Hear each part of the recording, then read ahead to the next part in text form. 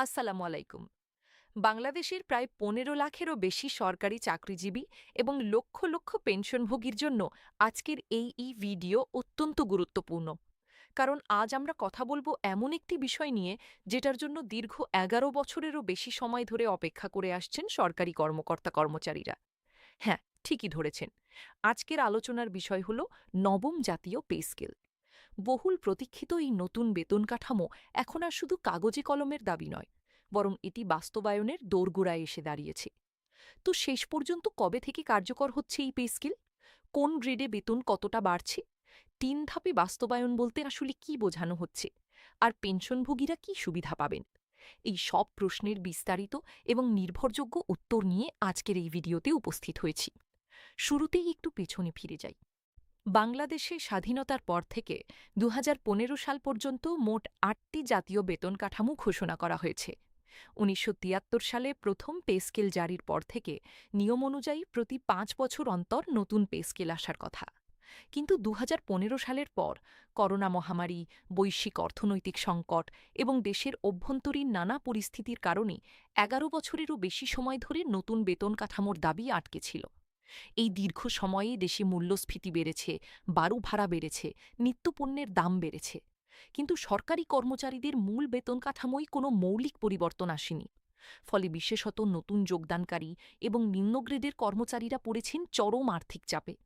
কর্মচারী সংগঠনগুলো বারবার দাবি জানিয়েছে, বিভিন্ন সময়ে আলোচনাও হয়েছে, কিন্তু আনুষ্ঠানিক ঘোষণা আসেনি। তবে এবার পরিস্থিতি বদলেছে। ২০২৬ সালে এসে নবম পে স্কেল নিয়ে সরকারি পর্যায়ে ব্যাপক তৎপরতা শুরু হয়েছে এবং বাস্তবায়নের সময়সীমাও নির্ধারিত হয়েছে। সবচেয়ে বড় খবর, কবে থেকে কার্যকর? Close black lens bracket. এখন আসি সবচেয়ে গুরুত্বপূর্ণ প্রশ্নে, কবে থেকে কার্যকর হচ্ছে এই নবম পে স্কেল? সরকারের নীতিগত সিদ্ধান্ত অনুযায়ী আগামী ১লা জুলাই ২০২৬, অর্থাৎ ২০২৬-২৭ অর্থবছরের প্রথম দিন থেকেই নতুন বেতন কাঠামো আংশিকভাবে কার্যকর হতে যাচ্ছে। একাধিক নির্ভরযোগ্য সূত্র এবং অর্থ মন্ত্রণালয়ের বক্তব্য থেকে এটি এখন প্রায় নিশ্চিত। আসন্ন ২০২৬-২৭ অর্থবছরের জাতীয় বাজেটে এই খাতে প্রায় ৩০ থেকে ৩৫,০০০ কোটি টাকা বরাদ্দ রাখা হচ্ছে। এত বড় বরাদ্দ এটিই প্রমাণ করে যে সরকার এবার সত্যিই এগিয়ে যাচ্ছে। পূর্ণ পে স্কেল বাস্তবায়নে সরকারি চাকরিজীবীদের জন্য প্রায় ১,৬০,০০০ কোটি টাকা এবং পেনশনারদের জন্য অতিরিক্ত প্রায় ২৫,০০০ কোটি টাকার প্রয়োজন। এই বিশাল অর্থ একসঙ্গে সংকুলান করা রাজস্ব বাজেটের পক্ষে সম্ভব নয়। তাই সরকার ৩ ধাপে বাস্তবায়নের পরিকল্পনা নিয়েছে। প্রথম ধাপ, ১লা জুলাই ২০২৬। বর্ধিত মূল বেতনের ৫০% কার্যকর হবে। অর্থাৎ নতুন স্কেলে যা বেতন নির্ধারিত হবে তার অর্ধেক অংশ এই ধাপে পাবেন কর্মচারীরা। এটি ২০২৬-২৭ অর্থবছর থেকেই শুরু হবে। দ্বিতীয় ধাপ, ২০২৭-২৮ অর্থবছর। মূল বেতনের বাকি ৫০% কর্মচারীদের প্রদান করা হবে। এই ধাপ শেষ হলে মূল বেতন পুরোপুরি নতুন কাঠামো অনুযায়ী কার্যকর হবে। তৃতীয় ধাপ, ২০২৮-২৯ অর্থবছর। মূল বেতনের সঙ্গে বিভিন্ন আনুষঙ্গিক ভাতা, যেমন বাড়ি ভাড়া ভাতা, চিকিৎসা ভাতা, যাতায়াত ভাতা এবং অন্যান্য আর্থিক সুবিধা পুরোপুরি সমন্বয় করে পূর্ণাঙ্গ পে স্কেল চালু হবে।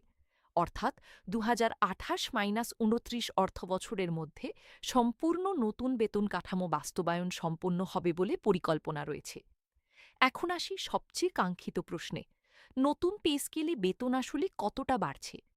প্রস্তাবিত নবম পে স্কেল অনুযায়ী বেতনের যে পরিবর্তন আসছে সেটি সত্যিই উল্লেখযোগ্য। সর্বনিম্ন বেতন ২০তম গ্রেড।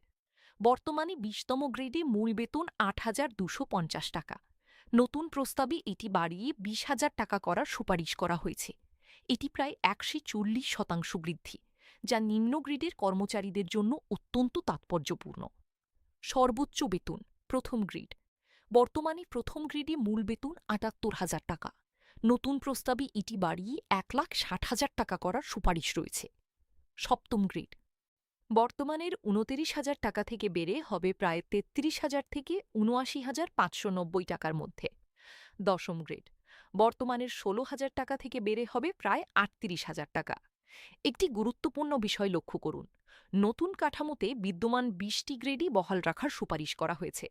তবে সর্বনিম্ন ও সর্বোচ্চ বেতনের ব্যবধান 1:9.4 থেকে কমিয়ে 1:8-এ নামিয়ে আনার প্রস্তাব করা হয়েছে। অর্থাৎ নিম্ন গ্রেডে বেশি সুবিধা দিয়ে বৈষম্য কমানোর চেষ্টা করা হচ্ছে।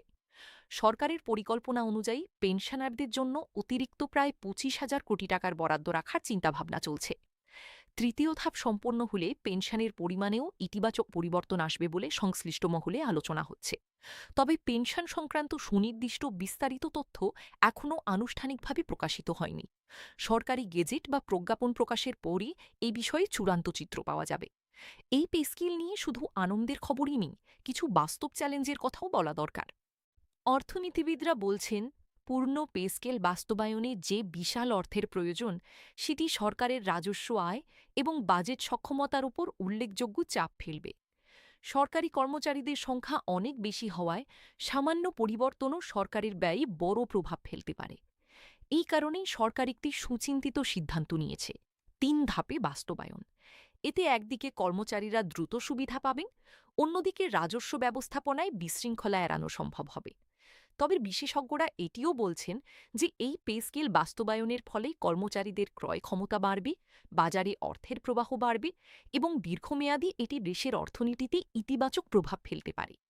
সামাজিক যোগাযোগ মাধ্যমে প্রতিদিন পে স্কেল সংক্রান্ত নানা ধরনের তথ্য ছড়িয়ে পড়ছে। কখনো বলা হচ্ছে বেতন 3 গুণ হবে, কখনো বলা হচ্ছে এই মাসেই গেজেট প্রকাশিত হবে, কখনো আবার বলা হচ্ছে পেনশন বন্ধ হয়ে যাবে। এই সব তথ্যের অধিকাংশই যাচাইহীন এবং বিভ্রান্তিকর। সরকারিভাবে কোনো প্রজ্ঞাপন বা আনুষ্ঠানিক গেজেট প্রকাশ না হওয়া পর্যন্ত কোনো তথ্যকেই চূড়ান্ত মনে করবেন না। অর্থ মন্ত্রণালয়, অর্থ বিভাগ অথবা সরকারি বিজ্ঞপ্তি ছাড়া অন্য কোনো উৎস থেকে পাওয়া তথ্য যাচাই করুন। আমাদের এই চ্যানেলে সবসময় নির্ভরযোগ্য ও যাচাইকৃত তথ্যই পরিবেশন করা হয়। সরকারের পরিকল্পনা অনুযায়ী আসন্ন জাতীয় বাজেট ঘোষণায় পে স্কেল সংক্রান্ত বিস্তারিত নির্দেশনা আসতে পারে। এরপর গেজেট প্রকাশ হবে এবং প্রতিটি মন্ত্রণালয় ও বিভাগ তাদের কর্মচারীদের বেতন পুনর্নির্ধারণের প্রক্রিয়া শুরু করবে। এই পুরো প্রক্রিয়া সুচারুভাবে সম্পন্ন হতে কয়েক মাস সময় লাগতে পারে, কিন্তু 1 জুলাই থেকে কার্যকরের বিষয়টি নিশ্চিত এবং সেটি কার্যকর হলে কর্মচারীরা পূর্ববর্তী তারিখ থেকে হিসাব করে বকেয়াও পাবেন বলে আশা করা হচ্ছে। দক্ষ প্রশাসন গড়ে তুলতে কর্মচারীদের আর্থিক নিরাপত্তা নিশ্চিত করা জরুরি, একথা বিশেষজ্ঞরা বারবার বলেছেন। নবম পে স্কেল বাস্তবায়ন সেই দিকে একটি বড় পদক্ষেপ।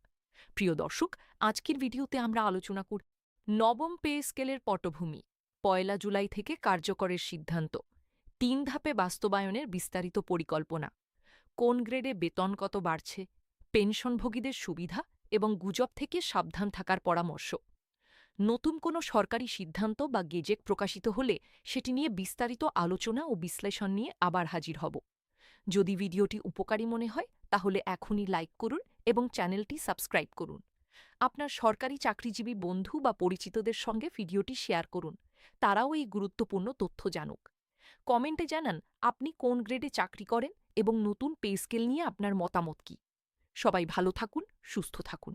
আল্লাহ হাফেজ।